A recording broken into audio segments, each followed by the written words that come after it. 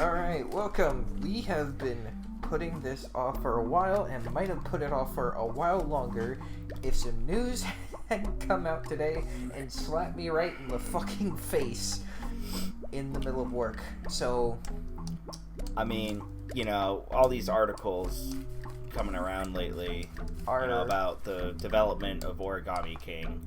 Yeah, me and Connor have been talking about this on the side.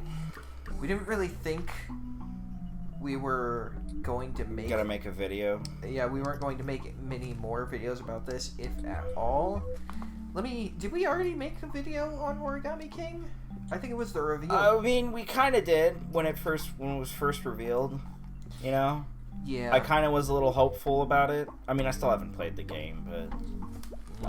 it's not selling. It's not selling me with all the gameplay. Yeah. I'm not interested in it. Seeing gameplay footage, I'm just like, no. But today we're not so much here to talk about Origami King itself, but we're more talking about the franchise and its future, as well as it's mainly about the articles that have come out, yeah, where the directors are talking about what they, well, I don't know how to say this, but the articles that have come out about why the Paper Mario series is the way it is now, in a sense.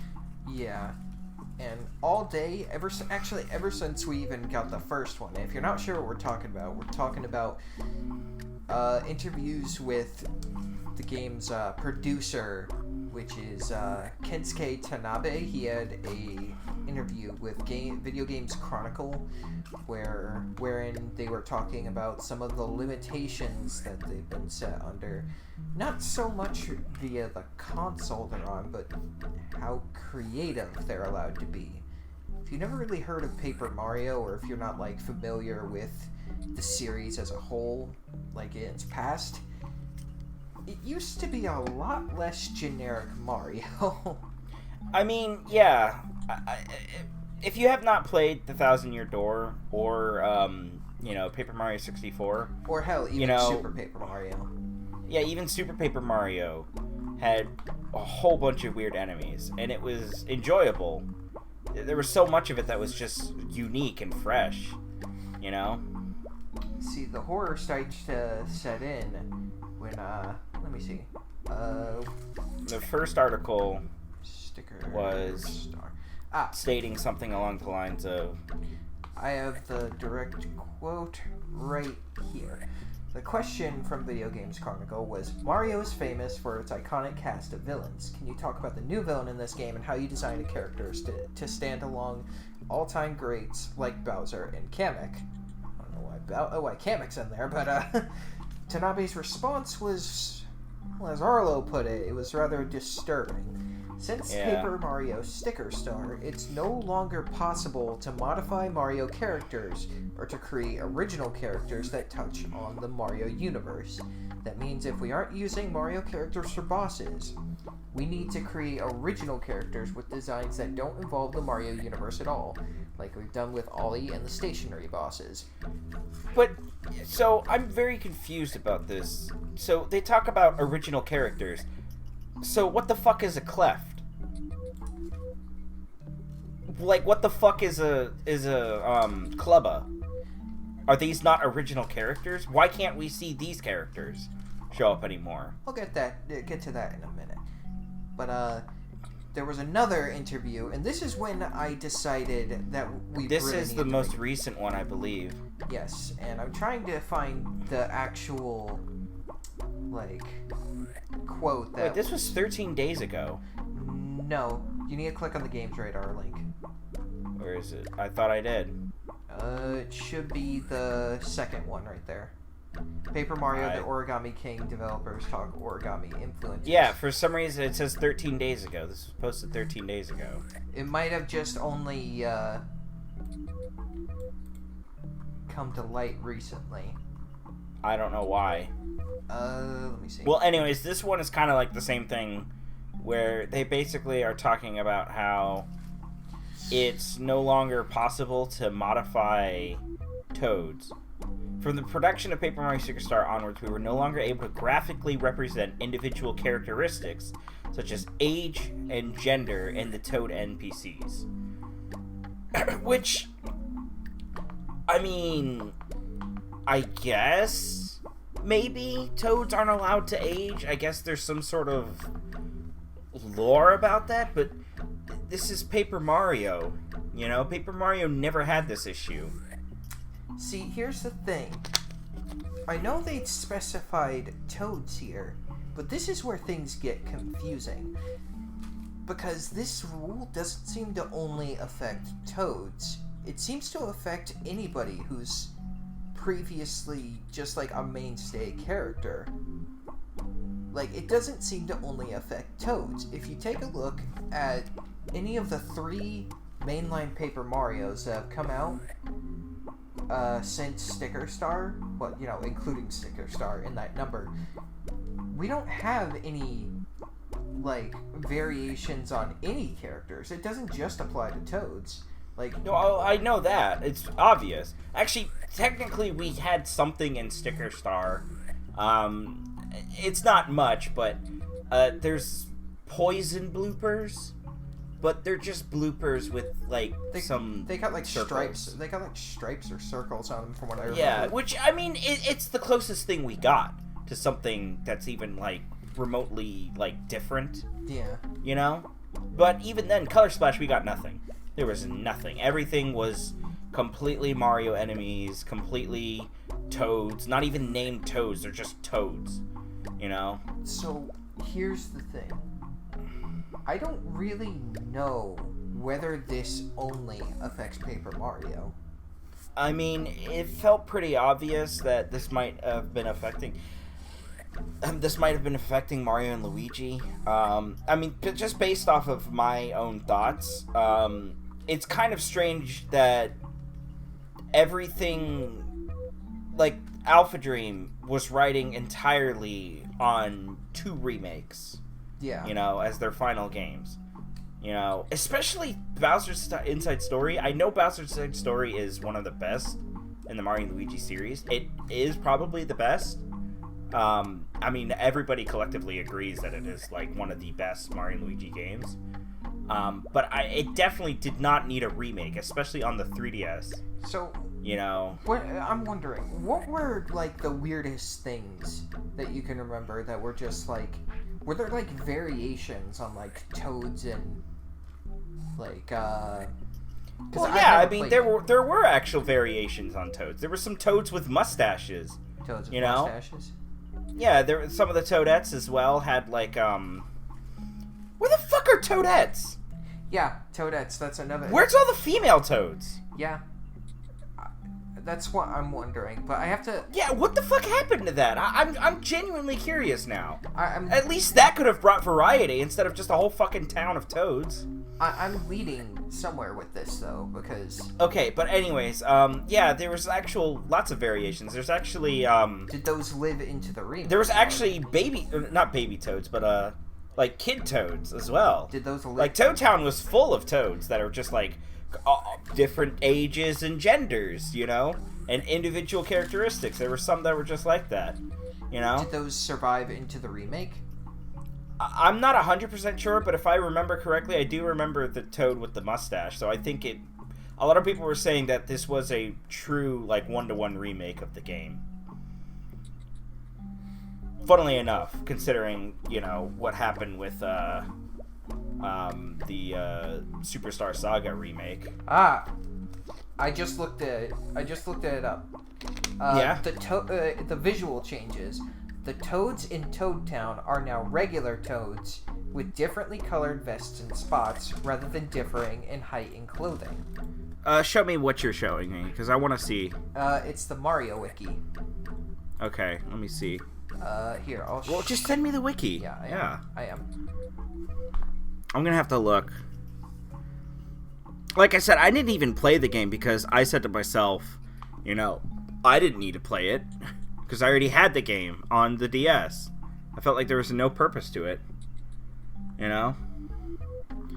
I think I don't know. I think I have the game, But anyways, there are still variations of enemies, though. You can even look at it in the wiki.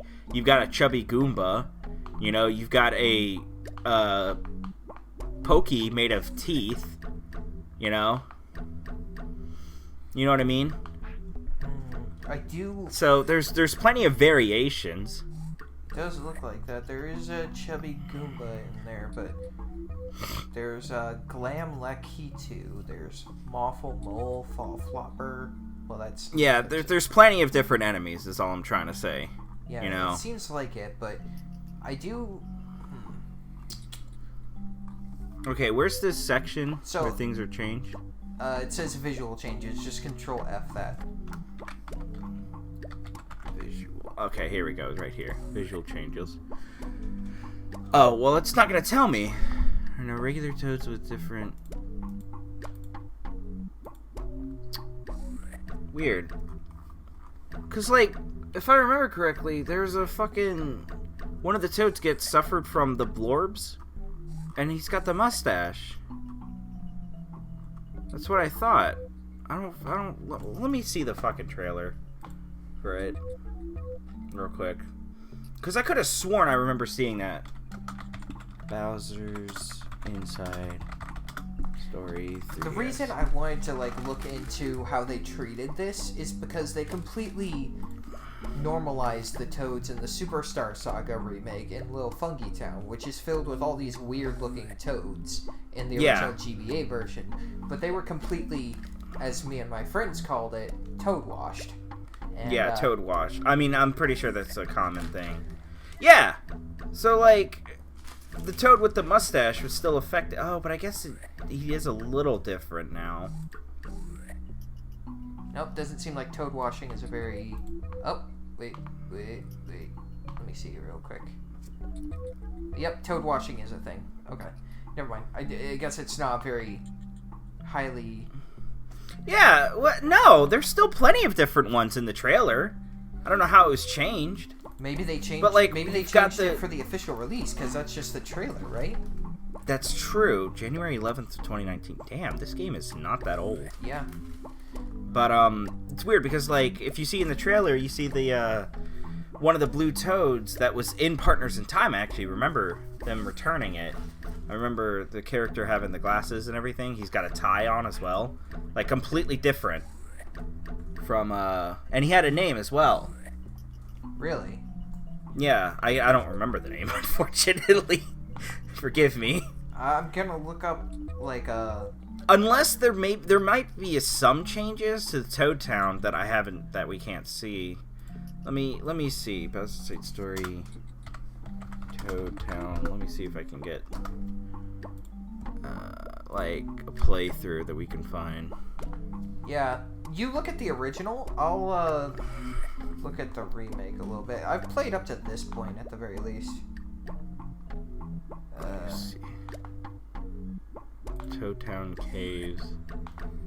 I don't think this is right, but oh boy, this is such a pain. We should have done our research before, but I mean, I don't know. I didn't think it was going to be that different. I didn't really see it as that different. I mean, I knew there were regular toads.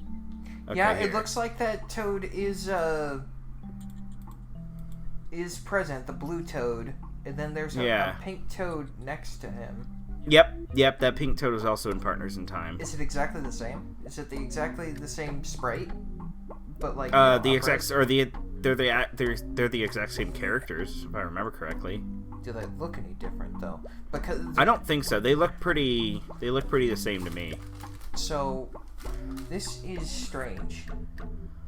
Okay. This is weird. This is really weird. Maybe they only allowed it because this is a remake? I guess I am seeing a lot more of the regular toads. But it's weird. If I had the game on me, I would have been checking it, but I thought there was a section where you walked around Toad Town at the beginning of the game. Oh, that's right. There was a Dr. Toad. There was like this Dr. Toad. Looks like there's a Toad Kid here right at the beginning. Yeah, that's what I'm saying. You know, there's at least something. So I guess not Alpha Dream wasn't affected by it, or maybe they were only really affected by it because no, they weren't affected by it because it's a remake. They were affected by it to a certain extent, though, because from what I understand, Paper Jam was pretty much entirely standard Mario enemies. Yeah. So well, Paper Jam was a bit different. I mean, Paper Jam was, in terms of how they played it, it made sense because it was like you had like the normal variants, and then you had the paper variants, and it was like that's sort of what the deal they were going with. You know, there were some enemies that were exclusive to just like the 3D models, and then there were some that were exclusive to the paper. You know what I mean? I'm just trying to figure out, because I know that these rules for character designs, they more so apply to some of the more normalized. Yeah, I guess you're right. I'm not seeing much. Much. Yeah, it seems like there's a lot more just regular Toads than I thought. Wow. So it's affected some smaller parts of. So it's even it has affected this game. I didn't even think it was affecting the remakes, you know? Well, it certainly affects Superstar Saga, because Superstar Saga is just fucking weird with the Toads. Yeah, it's just... Oh my god. Okay, so... Another thing is, there's also...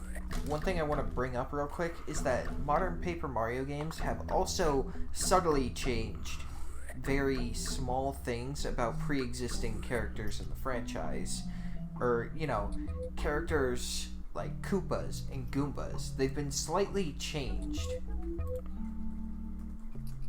Wait, what do you mean? I want you to look up specifically Koopas. I think you'll notice something like Paper Koopa. Yeah. Like here. Well, I mean, yeah, there were slight differences from Sticker Star to, like Super Paper Mario. But even then, from TTYD to Super Paper Mario, they did have subtle differences. But this one, there was like a major change. The big change for me is the boos. They changed the boos design, and we'll show it on the screen. I mean, I've shown you before, right? The newer boo designs, they're just boos now. They don't have that weird design that they used to have. The thing for me is like, it's especially noticeable with the Koopas because they changed like the beaks on them. I don't know what you would call it except for a beak. They made it like that straight down thing instead of that kind of chubby face kind of look that they used to have. Yeah. And I know. On the surface, that may not seem like a big deal. And you know what? It kind of isn't. But it's just to show how much length they're going to try to just normalize this to just be completely in line with the mainline series. Yeah, I know. It's weird. Actually, Mario and Luigi Bowser's Inside Story had these variations of paratroopas that had blue shells with spikes on them. Oh yeah. With they had shades on as well. I remember that they helped give Mario and Luigi a special ability, one of the Bros attacks.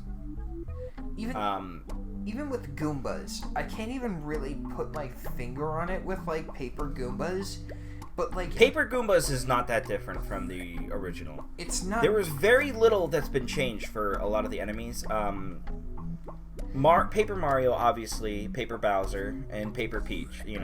It's just, these were like the three distinct ones that it makes sense why they wouldn't change it. I know that, but like, just like even looking at it, you can kind of tell that there's just something about the original paper sprites that kind of just like made it look like, if you were to put it like right next to a regular drawing of a Goomba, you'd be able to tell which one was from Paper Mario and which one was just a regular old Goomba. I don't know what you're talking about. It's very subtle. Maybe it's just the art style. I don't know. Maybe I guess I can kind of see what you're talking about, but it's really not that different. You know what? No, I think it's the eyebrows. I think that's what it is. It's I guess the eyebrows look a little different. The eyebrows are way more flat towards the end. But Yeah, if you they're way more. They're way more slender compared to the more thick eyebrows they used to have. Yeah, and that I guess that more slender look is more in line with the mainline series. And on the surface, it's not really that big a deal. It still isn't, but it's just to show that they're really going to big lengths just to normalize all of this. Yeah, just to make it look normal instead of having like that weird quirkiness. Yeah. So I guess I can kind of see what you mean. The timeline. They still don't look that different, but then again, I think Goomba's design is simplistic enough to really not notice changes like that. And you're right, Boo's are the big one, because Boo's had a very goofy-looking design that was actually more based off of Yoshi's Island than modern they Boo's. did. And now they've kind of changed, and they have they're a lot normalized different. it. They've normalized it. Yeah, they used to have a very different design compared to now, where they have the exact design of regular Boos. You know, they just took a Boo, tilted it to a slight angle, and then flattened it, and there you go, bam. You know, I've always wondered what King Boo would look like in paper, like with the old Paper Mario design. I mean, you slap a crown on Atomic Boo, that's probably what it'd look like. Maybe. I mean, I don't know. Not really, but it baffles me why they did that, you know? I mean, obviously we know why. It's because it's too different. It needs to be a Boo. It needs to be recognized as a Boo, even though... This is why I can't... And I said this earlier, that the only reason I can think of on why they would do this is because it separates too far from the main franchise or something, and they're trying to like keep the marketability of the characters or something. And I'm not and yes, that seems outlandish at first, but I can't think of any other reason you would want to normalize these characters back to their very most basic, non-quirky at all looks. Yeah. I mean, they've retconned stuff before, like Galoombas. Like, I guess they were just too different from regular Goombas, so they had to retcon them to be Galoombas. Yeah, that's true. It's like... which makes... It's pretty dumb, you know? I just don't know... I mean, Koopa Trolls are now just non-existent, you know? Yeah, they're gone, and that was a Paper Mario staple. Yeah, Koopa Trolls are gone. Clefs were also a pretty big enemy. You know, I mentioned them before, but they're just gone now. You know, same for those cloud enemies. I forgot what they're called. Cluds? No, not Cluds. I can't remember. Fucking God. I'm gonna look this up. Cloud enemy. Huff and Puff. Huff and Puff. There we go. Huff and Puff, Rough Puff, all that. Yeah. Just Puff. Yeah, those. The Puff enemies. Yeah, those were a staple in Paper Mario, and now those are gone. You know, it is strange. I'm looking at the Koopa designs, and you're right. They did change it. You know, I mean, I knew they had changed it. You know, it definitely looked different, but you know, I didn't really like. It didn't look too. Yeah, here you different. go. Well, I knew it was different. Here you go. I found a picture that puts the designs for all three of the main offenders here and puts them side by side. Here you can really... there we go. You can see... Well, I mean, obviously you know about the red Koopa Troopas with the spikes and the shades. We knew that. But that's like... that entire template right there is... Yeah. I mean... Well, it's funny enough, the body looks the exact same. They just changed the face. They changed the face. I don't know why. You're totally right. I didn't even notice like the beak and everything is just completely different. They changed the look of the arms on Boo, and not only that, they changed the entire head shape of the Goombas and those Goombas look way different if you look at them. Like the shape of the eyes and the way the mouth kind of... Well, yeah, the mouth was a bit different. The entire shape of the head is different too.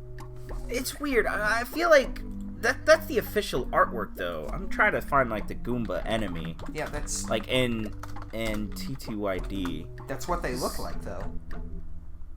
Oh no, you're right. They do. What the fuck?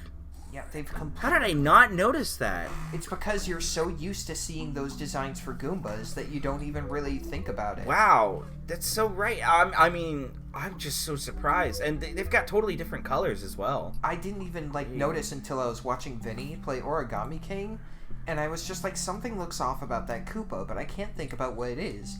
Until I looked it up and put it side by side, and I was like, oh my god, this is, nearly completely different. I honestly had no idea. I mean, I knew that it was changed, but I mean, I guess it was just Goomba's designs are just so simplistic enough that I just kind of chalked it off as just oh, you know. But yeah, wow, they really did change it enough to the point that it does look completely different. I thought it was just the eyebrows. Wow. I mean, I thought the big offender was the booze. You know, they've stripped away of all the individuality. Yeah. You know, and while I do kind of like the sort of idea they have of oh, what would Boo look like if it was actually the actual Boo in paper form? It's just not as interesting though.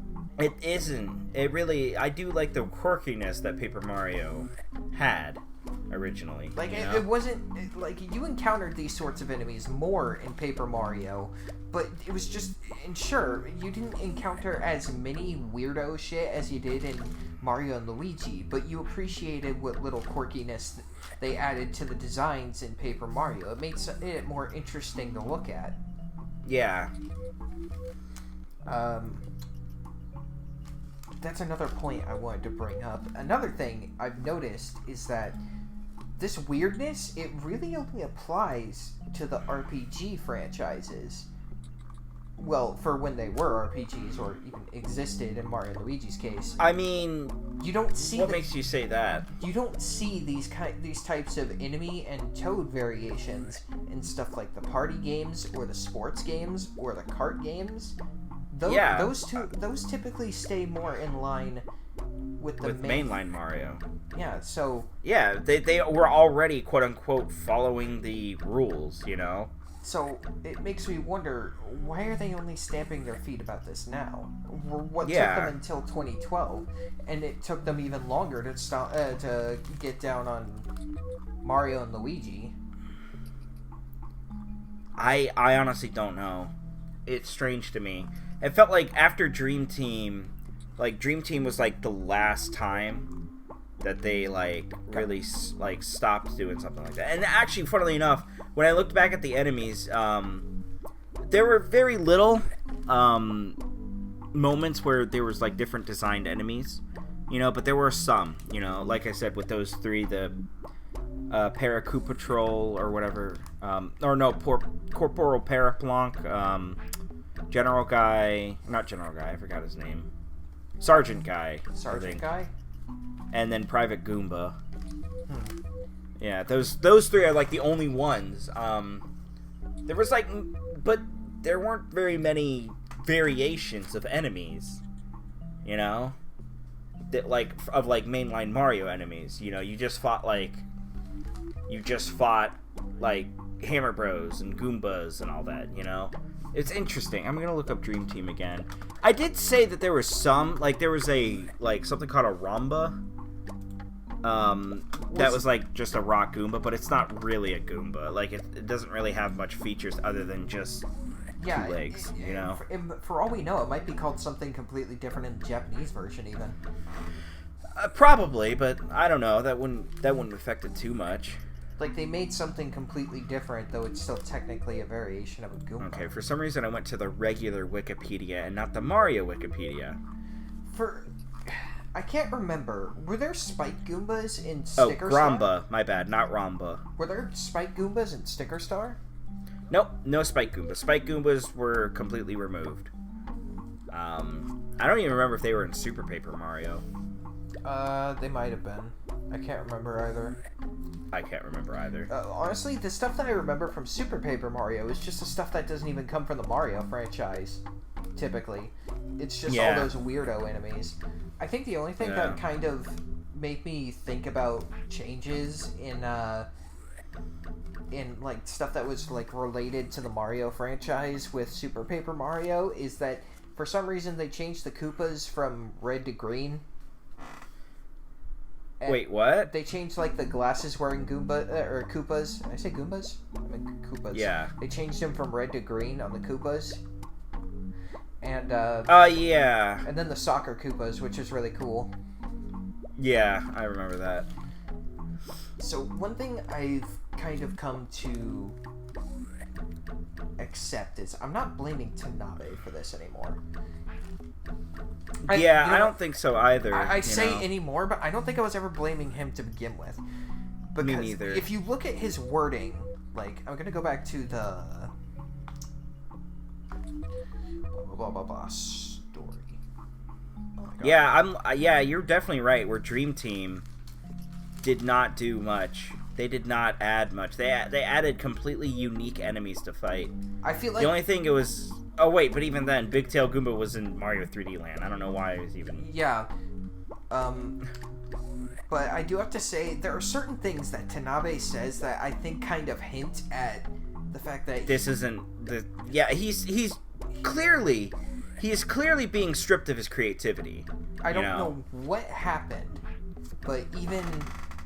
He's saying, since Paper Mario Sticker Star, I've refrained from using stories that are too complicated. Or as I would rather put it, I've refrained from using stories.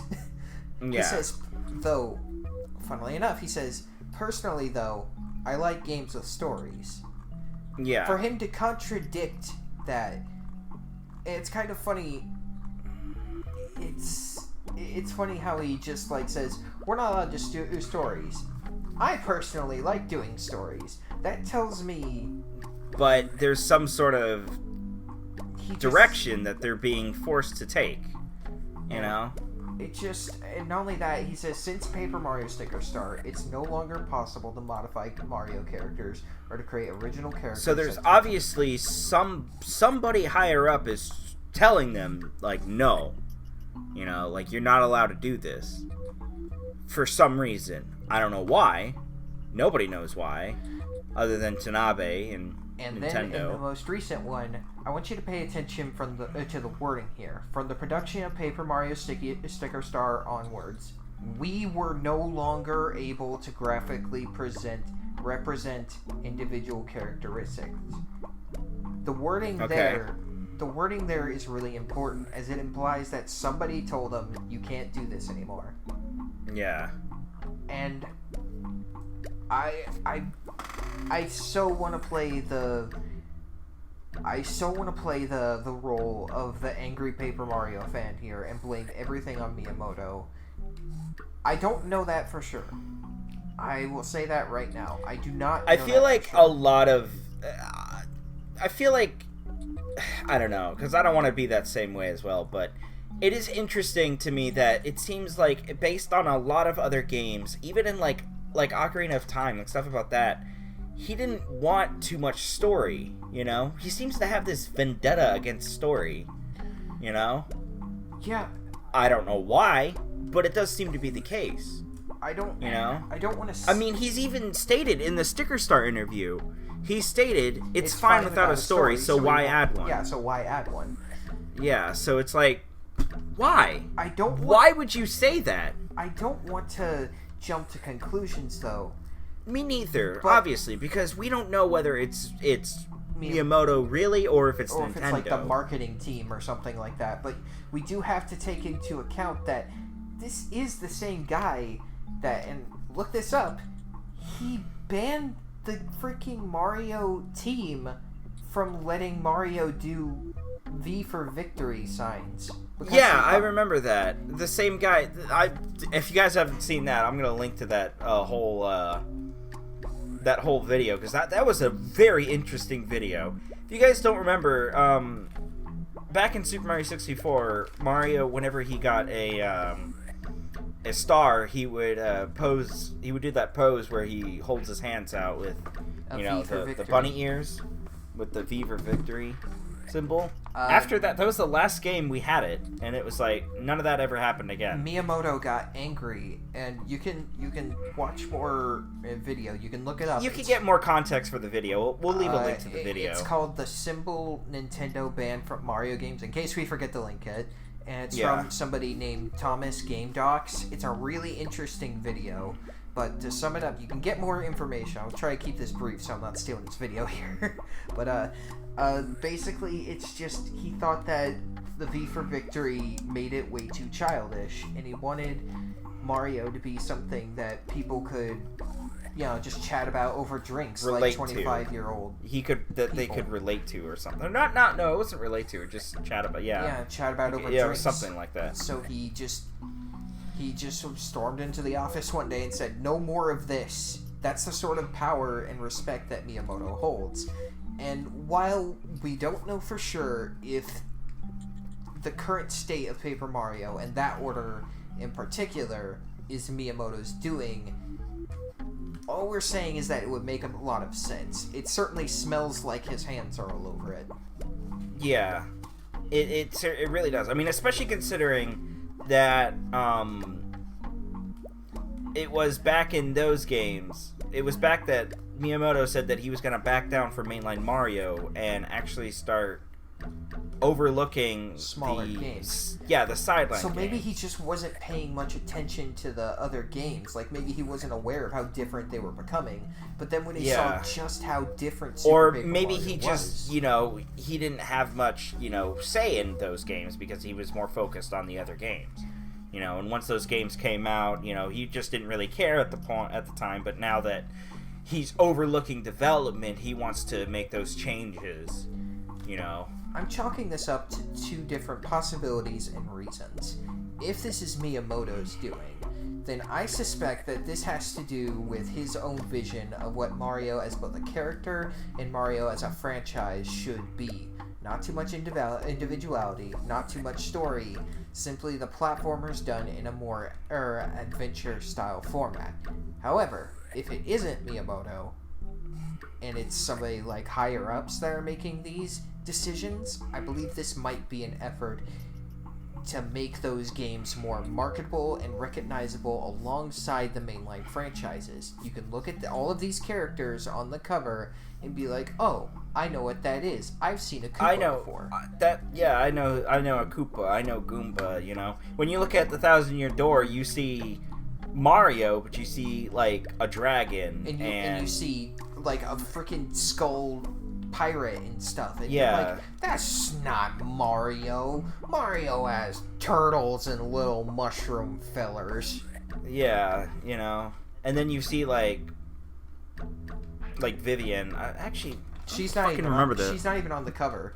I believe that the only ones on the cover are Goombella, Koops, Cortez, and Hooktail. Yeah, no, she's in the cover for the Japanese version, though. Okay, well, I don't know about the Japanese version's cover. Yeah, well, the Japanese version is totally different. Or, wait, which one's the Japanese cover now? I don't know. Yeah, here we go. Yeah, all the party members are in there. Oh, wait, no. But Vivian is there with the other two Shadow Sirens. But anyways, we're talking about the American box art, though. But you're right. You see the dragon, and you see Cortez. There's you see there's Grotus. Yeah. Grotus is about as weird as it gets. Yeah, you're just like, who the hell is that? I guess maybe there are stupid people that are just like, I don't want to play this because it's like, stop Mario. The only person I can imagine saying that is Miyamoto. Yeah. I mean, I don't want to be so negative, and this isn't really so much about Origami King, like we were saying, but here's the thing. I think we can all, whether you're a classic Paper Mario fan or a newer Paper Mario fan, I think we can all at the very least agree that more creativity and creative freedom for any game is good. Yeah, I mean, I don't want to be that kind of person, but if you're the kind of person that is, how should I put it, okay with these things being said where it's like, oh, it's no longer possible, why would you want something that just game developers to be stripped away of their creative freedom. See, the thing. I mean, obviously within limits of the age rating. Like you can't have Mario smoking weed for no reason. That's the internet's job. Yeah. Or taking a piss. Yeah, you can't have stuff like that. But I mean, a change where it's like you're not allowed to have Toads of various different styles. How is that going to affect the age rating?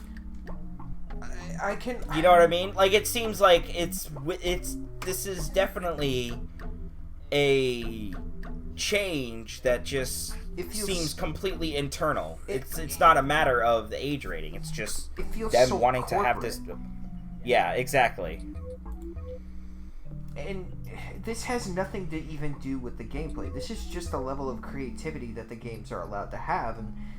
And I'll be honest with you, that kind of makes me even less interested than I would have been otherwise in these games, because now I have a even better idea of what every game is going to be like in the future. Yeah, I have zero purpose to even after Superstar Saga, how many people do you think were just well, obviously the next thing we're going to do is a fucking abduction from aliens and time travel? Yeah, nobody would have suspected something like that. But I mean, I know a lot of people don't like Partners in Time because of what they've done, but I absolutely love Partners in Time's story. You can't call it not unique. Yeah, it's very unique. But I mean, honestly, what do you? We've already had somebody just predict that the next game was going to be about origami. Arlo did it. Arlo predicted that the next game was going honestly, to be it was. I felt like the signs were there, but I figured to myself, Color Splash was a mistake that I feel like they could have learned from. But the fact that they made Origami King and it seems like they just don't care. I don't blame the dev team for this. No, obviously not, but it feels like somebody's not learning something here. It feels like they hear us, but they just don't care. Somebody that's whoever is making these changes and forcing these changes is the one that doesn't care. And I don't know who that is for sure. But whoever it is, stop. Yeah. I mean, like I said, we don't want to blame Miyamoto, but it is kind of interesting how we can connect the dots is what we're trying to say. I mean, I don't know what Miyamoto's stance on RPGs are, so I can't say anything about him affecting, again, we don't know it's him, for one. Yeah, we don't. But I don't know what his stance on RPGs are, so if this is him, I don't know if we can really say whether he's the one that's taking the gameplay in a different direction, but I feel like the first step in getting the series back to what it used to be is letting it have its identity back. Yeah. And, I actually want to talk about this as well. I'm actually all for them taking Paper Mario in a completely different route. I understand, as much as I love the RPG formula, I am open to new ideas, I just want the game to have However, they need to do it right. They need to let us... You can't have these stripped creativities and expect us to just be like, oh, because now it's not Paper Mario. Even though Super Paper Mario was so different, I was open to it. I was open to it. Exactly. It still had the identity of a Paper Mario game. There was still that charm about it. There was still that weirdness. There was still that creative liberty. All the NPCs and Flipside, I didn't think they were that interesting for the most part, but there was always something. Okay, they're unique. Personality-wise, I didn't think they were that interesting. I mean, you explored many different worlds. It wasn't even like that. You had so many different characters that were just so unique in Super Paper Mario. It was so much fun. Yeah. It was just, you never knew what you were going to see around the corner. That's the fun thing about these Mario RPGs. This is what gave the Mario RPGs and their feel, their identity. And they've stripped it away and just they kind of just they took away the Paper Mario aspect and just slapped Mario on some paper and just said, that's what we need. And you know what doesn't make sense? Why is it that Paper Mario has to be completely homogenized? But when you look at the mainline Mario stuff for platformers and stuff, he's not limited to that for the most part. You see weird ass shit in Super Mario Sunshine, and Super Mario Odyssey, and Super Mario freaking, even in 3D World, you got some weird shit going on in there, and fucking Yeah. Did I already say Galaxy? Yeah. Or no, you didn't say Galaxy. Well, Galaxy had some weird shit. Galaxy was allowed to be so creative, so I don't know. I mean, look at Mario Odyssey. I mean, granted, we did have a lot of, like, regular enemies, but, By the way, gotta pay our respects for the original Super Mario RPG in there, because there was some weird ass shit in there too. Oh yeah, Super Mario RPG, yeah. What the fuck was Bowyer? Lots of it. What the fuck was that guy? Fucking Booster? Yeah, the what do you call it? The fucking Power Rangers. What were they called? The Axum Rangers. The Axum Rangers. I mean, come on. It's like so much interesting shit in that game, but like, why not, instead of homogenizing the things that they consider to be too different, why not just fully accept them and make Mario more than just, Super Mario Bros.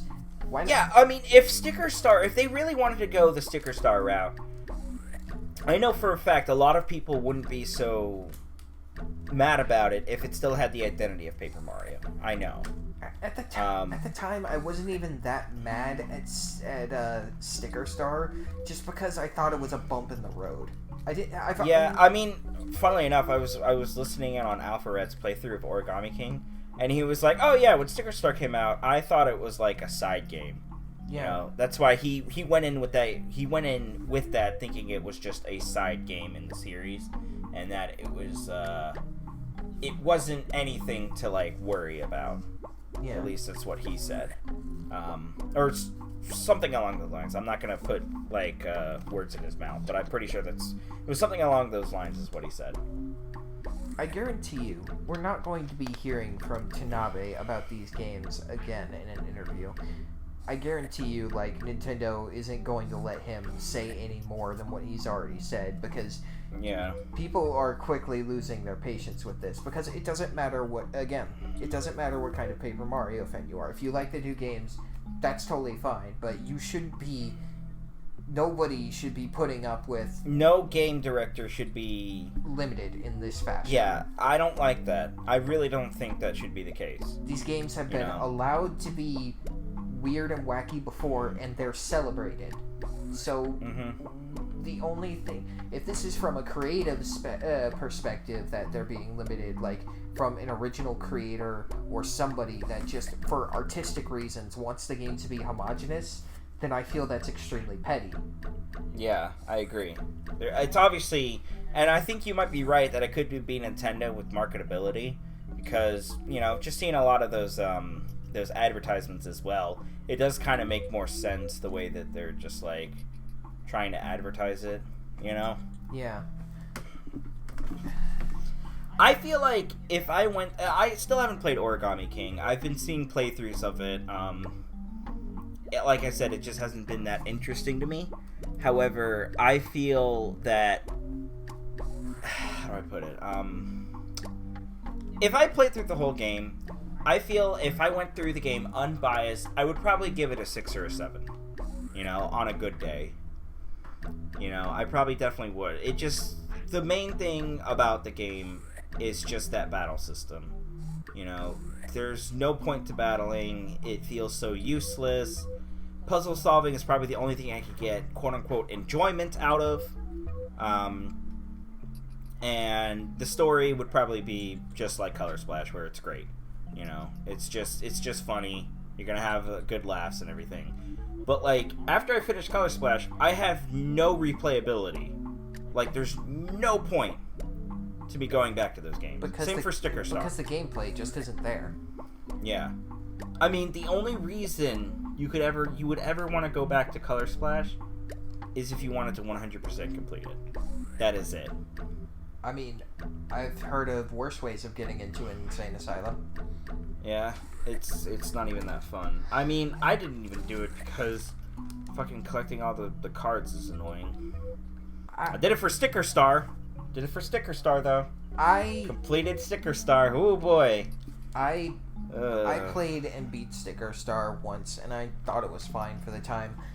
I didn't... Yeah, I mean, it's... Like I said, these games are fine, but they're definitely a shadow of their former selves. I didn't play Color Splash because, well, I didn't support what they were doing with the franchise. Yeah. And, you know, I haven't been on a bunch of online forums just, like, dueling it out. That's not really what I'd like to do. I just keep my opinions to myself, and maybe I debate with a couple of friends here and there. But, yeah. You know, I'm not out there calling out literally every modern Paper Mario fan, because, you know, that's their business. But, again, I'm personally just not going to be playing Origami King, and the more comes out about it, where it's just limitations, as somebody who just supports creative freedom with the spin-offs in Mario, it doesn't matter what it is, I'm sorry, I just can't support this sort of thing. And I know, and here's the worst part. No matter how many Paper Mario fans that, you know, have been with the series since Thousand Year Door or Super Paper Mario for however long, and they're going to not buy the game because, you know, they don't want to support this, it's not going to matter, because I don't think the sales numbers are going to drop significantly enough. Because to where they just don't, they'll make those to where they're changes. It's where they're going to, there's no way they're going to incentivize it, because, you know, it's not their fault, obviously, because, you know, they're just playing what they want. There are people who enjoy these games. Mm-hmm. And there are kids that they're just like, hey, it's Mario, so whatever. And, not to mention, there are I mean, when you look at the sales numbers for, you know, like Color Splash and Sticker Star, Color Splash did horrible, but I think that was also probably because... The Wii U? Wii U. Yeah, the Wii U. Actually, let me look up those sales numbers again, because if I remember correctly, it was pretty interesting. Origami King is selling extremely well, from what I know. But the first week sales, TTYD completely did so much better than it. Paper Mario first week sales. Let me see if I can find it. Okay, well, obviously Super Paper Mario sold 144,000 copies. There was a lot of advertisement for that game. Paper Mario was also still pretty popular, and not to mention the Wii itself. Okay, here we go. Here's the thing. Actually, say what you're gonna say real quick. So here's the so first off, the Wii Super Paper Mario, the first week sales was 156,000. 156,000 total sales for the first week. And second is Paper Mario the Thousand Year Door with 137,000. Next is Sticker Star with 130,000. You know. Then it was the N64 Paper Mario game, which, to be fair, was released at the butt end of the N64's life cycle, to the point where I think it wasn't it 2001? Yeah, it was 2001. Like, wasn't the GameCube already out? Yeah, I think it was either that really or close. it was like, it was like right there. Yeah, so it was no, you know, it actually kind released in 2000, August 11th. Ah, okay. Right, but wait, didn't it come to America in 2001? No, released in the U.S. August 2000. Yeah, it was a 2000 game, not 2001. Oh, it was 2000. Never mind, I'm seeing it. Yeah. Anyways, so the next one is Origami King. Origami King is the second worst selling game for first week sales. First week sales, sure, but what about what about lifetime sales eventually? Obviously that's a bit different. Here's the thing. Sticker Star did very well in terms of lifetime sales. Sticker Star was the first with 564,000. What we have to realize real quick is that Paper Mario and Thousand Year Door, they were kind of released on what were considered kind of failed consoles. Mm-hmm. Thousand Year Door specifically, because I mean the GameCube had a lot of great games, but the console itself was not third-party friendly, just due to the disc system. The 3DS was also extremely successful, which is probably why why Sticker Star did well, But you know what's... That, and also a lot of people were going to probably think to themselves, hey, look, it's another Paper Mario game. Let's try it out. Maybe it'll be good, you know. But, I mean, I thought it was going to be good. I thought, you know what, it's going to be different, but you know what, I'll accept this. Let's take a look at it. But, and it was a total, like, oh boy, but when Sticker Star came out. What is kind of interesting to note is that Origami King is being released on, compared to the rest of the consoles, a much more well-received console. Mm-hmm. Like, it's got much... Oh, yeah, no doubt that it's definitely going to have very good sales. I mean, like I said, the whole reason why I think the Super Paper Mario did so well was, one, it was on the fucking Wii. Yeah. All right? I mean, the Wii was the best console at the time. You know, I mean, everybody and their grandma had a Wii. You know? Seems like... Paper Mario, 1.37 million's lifetime, 1.91 million for Thousand Year Doors lifetime. This is all lifetime. Lifetime? Where are you seeing this? VGSales.fandom.com. It's a wiki about... I haven't seen them get in the millions. I'm looking at Nintendo Life. They're telling me that Thousand Year Door did 409,000 for lifetime sales. Video game sales. This is what most people use in terms of lifetime sales for worldwide. Well, Nintendo Life, are you lying to me? It's probably doing for only one region. Oh, maybe, yeah. Because they're Europe-based, if I'm not mistaken. Yeah. But 4.23 million sales for... Oh, wait, this is Japan. This one is? This one's for Japan sales. Okay. So Japanese sales seems to be the case. Okay. Wait, the page that I'm on? No, the page that I'm on is showing me the Japanese sales. It seems like Sticker Star did better than Thousand Year Door, but that's probably due to just exposure. Oh yeah, definitely. So I was also on the 3DS, which was... We can expect Origami King to do even better. I'm just... I mean, it really just depends. You know, we'll have to wait and see. Oh, here we go. Thank you. I think that's pretty much everything I wanted to talk about, really. But I was just mulling over this. Oh, this is kind of a smaller thing, but I equated the toad washingness to being very similar. Well, it's similar in a certain way to the Minions, because... Oh, yeah. To the fact that they're all just completely the same with very little differentiation between them. It's just this cookie cutter like feel to it, you know. Yeah, and that just kind of, I don't know. It's like anything getting closer to the Minions. And it's also kind of scary considering that Miyamoto is sitting very closely to Illumination. Yeah, Illumination, who... They're doing the Mario movie. I mean, like I said, I'm not expecting them to like go all out with the Mario movie and have like completely unique characters. If the Illumination logo at the beginning of the music has toads and minions broing out together, I'm going to barf on the floor of the theater and then leave. I mean, it's obviously just going to be a fucking minion singing the Mario theme.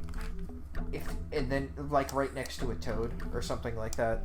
Just like I like how we're talking about speculation for this movie that we don't even know if it's even going to come out anymore. No, it's definitely going to come out. Fucking Mario Moto is going to make that happen. But you know, it's surprising that he wants to make a movie with Mario. Yeah. Considering it's story based. Yeah. What's he gonna do? Everything's in sign language. Sure. Because you can't have your characters talk. Yeah, that's what I want to know. How the hell are they gonna make? Not to mention, I forgot to mention one thing here. One of these little ticks I have here. The only reference we've had to previous Paper Mario games since Sticker Star was just a little letter from Goombella, and even then, that very well might not even exist in the Japanese version. It doesn't. It's been confirmed it doesn't exist in the Japanese version. So we can confirm that there have been no reference to past Paper Mario games after Sticker Star. So you can't even so much as reference previous Paper Mario games. Those don't exist. For all we know, this is a completely separate timeline of events, just with the paper aesthetic now. I'm telling you though, I have to wonder which is gonna sell more, A 1,000 Year Door remake or Origami King? If it was on the Switch. I would love to see them have the audacity to do that, and then see whether it feels worth it to go back to the old style or not. In closing, because we really need to wrap this up. Yeah. Whoever's doing this to the franchise, stop it. Just let them do what they want with the franchise, because if Super Paper Mario is anything to go off of, and I don't care what any Club Nintendo supposedly, polls have to say about it, because I've never seen any sources cited for that Club Nintendo poll. That's just been, I don't know, but I'm not saying that journalists are saying about it. I'm saying, anybody, from Nintendo that's talking about a Club Nintendo poll about it. I don't know. All I'm saying is, when Intelligent Systems is allowed to do what they want with the franchise, with Paper Mario, it really is something beautiful. Mm-hmm. Everything that's been released since 2012, and I'll say it again, if you like it, that's fine. It's different. It's very different. It's very homogenized. It's not the same Paper Mario. You know what? I'll quote Fawful's Minion. It's not Paper Mario. It's Mario-shaped paper. Yeah. Yeah, that's pretty much it. And to quote another anonymous source, I don't even remember this one, we liked the series because it was Mario's story, not because it was Paper Mario. Mm-hmm. I mean, I think we can get the best of both worlds, in a sense. Yeah, I feel like we could. I mean, a lot of people don't like the whole white outline thing with Mario. I don't care about that. I don't care about that. Me neither. I think it actually looks fine to me, Listen, I like... I don't think... If anybody did something with the white outline, I doubt... if Miyamoto has had his hands all over this, I doubt he was the one that did the white outline. Yeah, I think that was just them being like, oh, let's just add a white outline, It's even beyond, paper being used so much more as a gimmick, all I want is for the series to be as creative as it used to be. We can figure out the growing pains for the battling later. I just want it to feel narrative and creatively wise like Paper Mario again. And honestly, considering the past couple of games and how stubborn things are over at Nintendo sometimes, I'm not 100% certain that it ever will go back to. And honestly, I'm going to sound like a boomer here, but I'm probably not going to buy any of those Paper Mario games if they're going to continue in this direction. I mean, so I'm sorry. I don't know why you say the word boomer. I mean, you don't like a product, you're not gonna buy it. Well, I know that, but it's just everybody says, "Oh, you should give it a chance." It's I already played Sticker Star.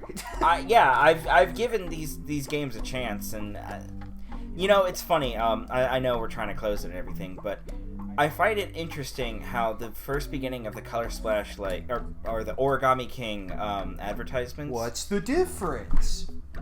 Shut up. They really didn't show too much when the game was announced. Yeah, and it was also kind of weird how they just kind of was just bam, game is out in 2 months, and it's what? Yeah. That's another thing that I didn't have written down. They're very much treating Paper Mario like a filler title these days. Yeah, they really are. It's just we gotta fill this time slot. Time slot like it's TV. If you're a modern Paper Mario fan, I want you to realize that if you like the newer games, you're fine. We're not attacking you or anything, but I want you to realize something, that all of the stuff that is creative and cool about the older games, that can coexist along what you like about the newer games. All those quips, all that funny stuff. Mm-hmm. That's just Paper Mario. That's the most Paper Mario thing about the newer games. It's just they were allowed to do more fun stuff with character designs and stuff like that. Everything that you like about the series can coexist with everything that we like about the series. It's not an us versus you sort of thing. It's very much there's just something missing now that wasn't there before. And that's why there's so many people that are upset about it. Yeah. I mean, you could sit there and it's funny because I go on Twitter sometimes and I'm seeing so many people that are just like, oh, no EXP system, haha, Paper Mario fans mad, you know, and it's like, really? Yeah. Like, really? You're gonna sit there and, you know, provoke people about that? Yeah, like, I get it. There are some fans out there that have just been like total shitheads, you know. I feel like both sides have shitheads. That's always how it is, but yeah, but it is funny because it's like some people are just like oh, all TTYD fans want is TTYD 2. No, what I want is ideally what I would want isn't TTYD 2. It's just the next Paper Mario game that follows an RPG style with more unique characters and stuff like that. We want just an evolution of the groundwork that Thousand Year Door set. There could have totally been an evolution of the RPG mechanic, you know? Like, they don't, like, granted, there wasn't much difference from 64 to TTYD, you know? Yeah. All we want there wasn't that much difference between the two. We don't you know, want... and I feel like these two were great in that aspect, you know? I feel like TTYD could have improved upon it and had some more interesting aspects to it, you know? I'm not looking for the 1,000 Year Door again. I'm looking for just the next Paper Mario in evolution. Even if it is something completely different. As long as it's got that charm and world building and the whatever, all of the things that made 1,000 Year Door that weren't even the gameplay. And, you know, Paper Mario Original and all that stuff. Just all the weird stuff, all the cool looking NPCs and stuff like that. That's the heart and soul of Paper Mario. It's just the RPG battles were the framework, and that was the bones and everything. It was a well-oiled machine, you know? But as long as the heart and soul is there, that's what's making me willing to look at all these newer gameplay styles. But I'm not seeing that heart and soul. I'm seeing some guy named Bob Phillipson who comes in with a fake Mario mustache made of paper, and he says, "Hey guys, I heard the word Paper Mario. I got some paper. Here's a Mario." Yeah, I mean, when I was playing through Sticker Star, forget Miyamoto. Fuck you, Bob Phillipson. Bob Phillipson. But I mean, when I was playing through Sticker Star, the whole time I thought to myself, "Oh boy, when am I gonna find like a weird enemy?" You know, and it just never happened, and that's what really like disappointed me. Yeah. And I didn't like the boss fights either. I remember fighting the first boss, the giant Goomba, and I said to myself, I beat it without using a thing sticker because I said to myself, what's the point? Then Kirsty is like, you should have really used the thing sticker. And they were like, yeah. You know, that was a tough battle. Yeah. And I'm like, but it's just insta-win, isn't it? And then it got to a point where it was required. Yeah. And I was like, alright. Yeah, why don't I just use a thing sticker? Yeah, it's just like, alright, well, I get no reward out of this. And I think it was that point where I was just like, I don't think this is going to be that great of a game. But, anyways, let's, in closing, we just wanted to say that basically, we were just trying to suss out what this might be, and our conclusions, for the most part, are just one of two things. It's just either Miyamoto being poop again, or it's Nintendo higher-ups wanting to completely homogenize the Mario series into one specific thing. Either way, don't creatively limit your... Okay, I'll say this. You can creatively limit in the way that you don't want Shadow the Hedgehog to happen, but just don't creatively limit to the point where you don't want just something that's like I fun. said, within age rating, it makes sense. Well, you know? Yeah. Like, oh, Mario can't be seen smoking. You know? Mario can't be seen holding a gun. You know? Well, Smash Brothers has a word to say to you. Okay, alright. But it's like... And Mario versus Rabbids. Okay, shut up. Alright. We know. Alright. That's not what I'm trying to say, but I'm more talking about, like... Wait a minute, I just realized that game says hell, remember? Yeah, I know. That's also Ubisoft being, like, Ubisoft. I don't think Miyamoto knows about that. Somebody hide his ears before he... Miyamoto was there! What are you talking about? No, I don't think he knows... He was there to promote the game! I don't think he knows about it saying hell, though. I think he was just like, yes, this game It's got Mario, and he doesn't. I'm sure hell nowadays isn't really seen as a bad term. Yes, but... let's put hell everywhere in Mario now. No, but Mario, I'm gonna send you straight to hell, you piece of. Oh, I can't say that. Oh, you poopy. I can't say. I can say hell. Oh, damn it. Piece of poopy. Anyway, we'll catch you guys later. Hopefully with more content. Hopefully. I'm still dealing with house stuff. Yeah, it's not fun. Yeah, we'll just anyway. See ya.